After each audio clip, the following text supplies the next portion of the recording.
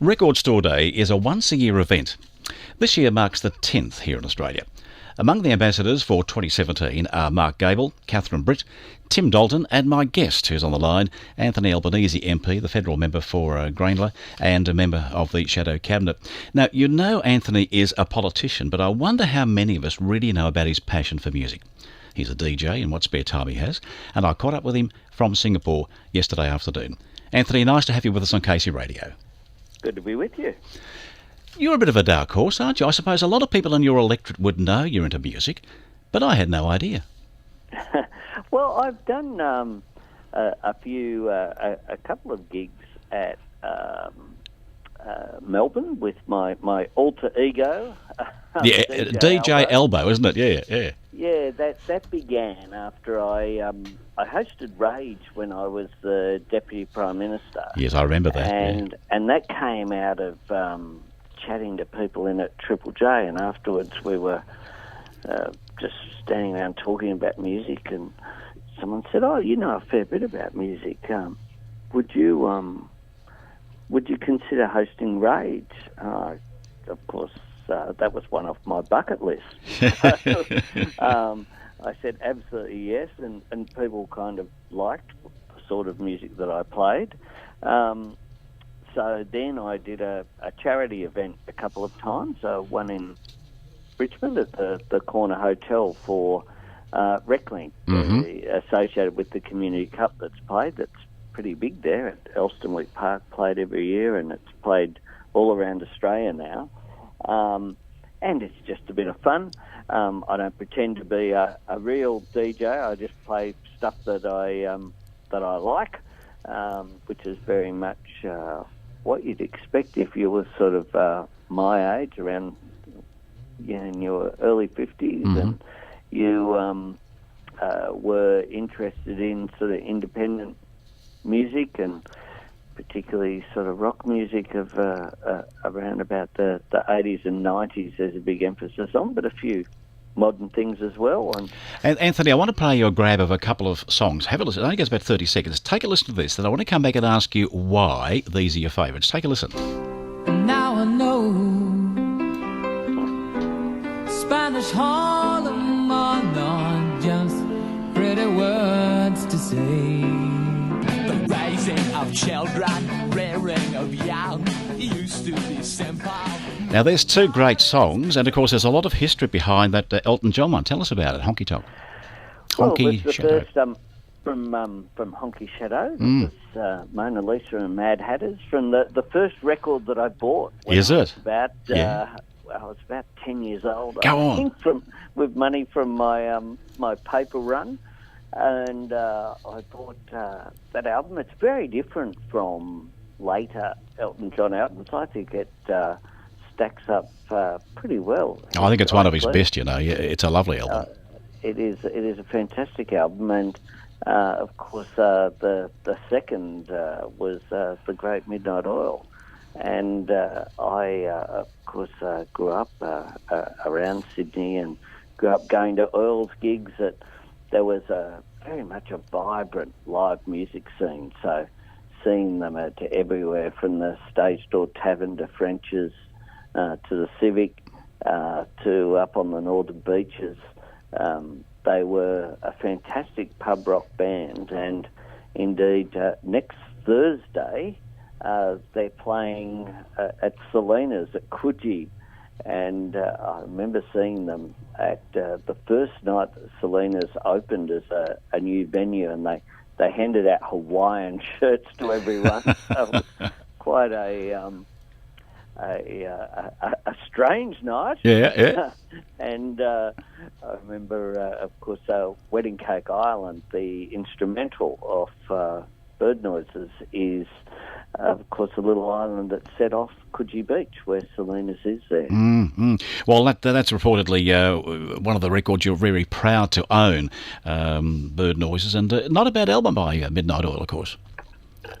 It's a great little little sort of extended EP, a 12-inch. And I think one of the things about Record Store Day and why I'm very proud to be associated with it is that having those physical things called records on vinyl or CDs these days is, I think, something that's pretty special. It is different from just downloading music onto your device. You can touch it, feel it, read the liner notes. It's very tactile, isn't it?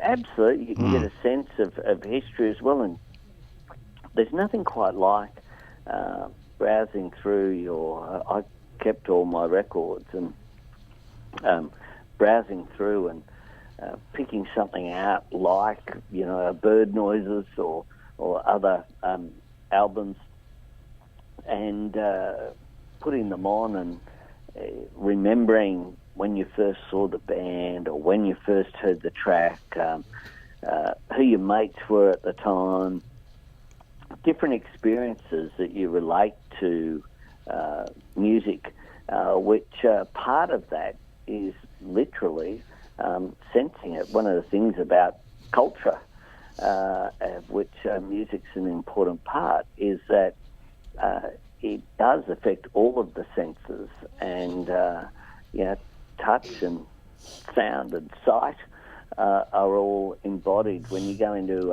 a record store. Anthony, one of the great things that and you engage with it. Yeah, one of the nice things that I've found over the recent times, and you would have too, I say, is the vinyl is coming back again. And I was saying to my wife the other day, there's something about vinyl and the sound of it. Now. Oh, yes, it is. You go to JB and places like that, you're paying $20 for an album, if not more.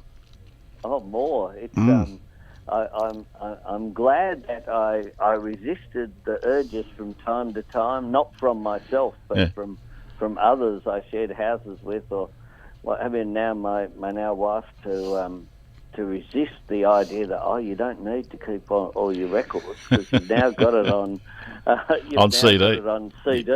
Yeah. So I did resist all of that, and I've kept the turntable the whole time. Turntables, of course, are coming back as well. My word.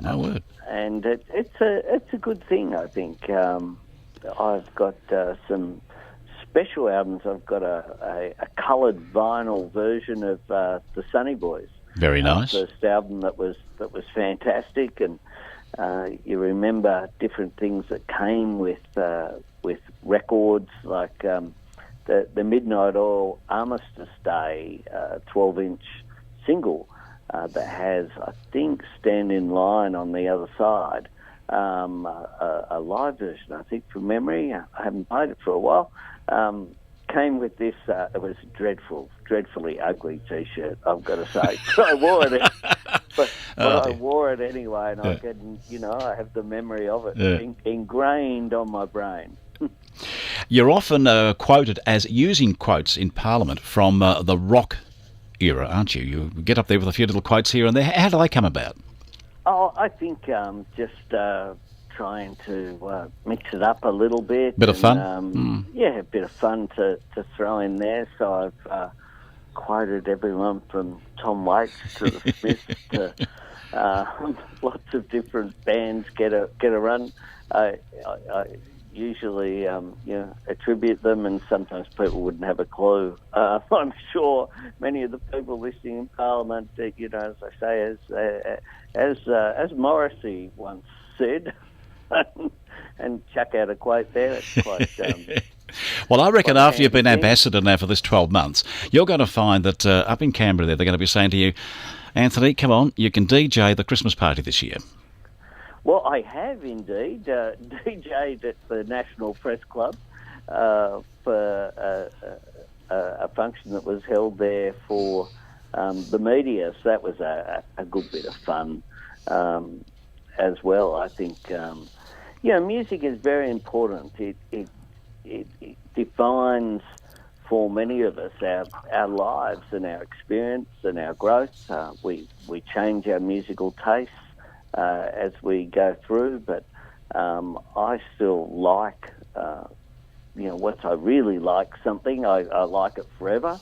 And an interesting phenomenon that's coming back too is bands coming out and playing whole albums. I saw Spiderbait at the Emerald Theatre a couple of weeks ago in my electorate play Ivy and the Big Apples in order from track one right through. There's about 17 songs on that album. Their songs tend to be pretty short and sharp.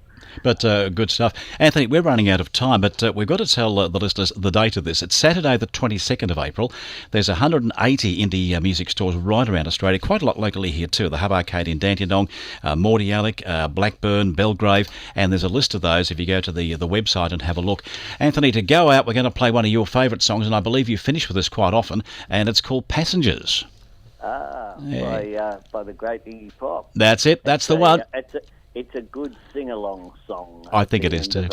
At the end of any set. It's sensational. Good on you, pal. Nice to talk to you, Anthony. Enjoy your time in Singapore. Great to talk to you. Okay, take Bye-bye. you, mate. Okay, bye-bye.